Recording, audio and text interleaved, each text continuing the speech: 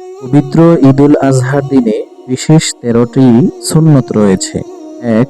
ভোরে খুব তাড়াতাড়ি ঘুম থেকে ওঠা। ২. মেসওয়াক করা। ৩. গোসল করা। ৪. যথাসাধ্য উত্তম পোশাক পরিধান করা। ৫. শরীয়তসম্মতভাবে সাজসজ্জা করা। ৬. খুশবু লাগানো। ৭. ঈদগাহে যাওয়ার পূর্বে কোনো কিছু না খাওয়া। ৮.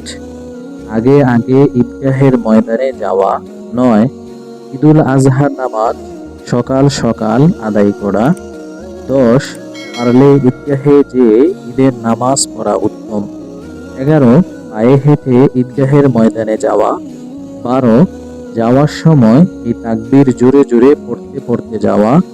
আল্লাহু আকবার, আল্লাহু আকবার, লা ইলাহা ইল্লাল্লাহু, আল্লাহু আকবার, আল্লাহু আকবার, ওয়ালিল্লাহিল হামদ।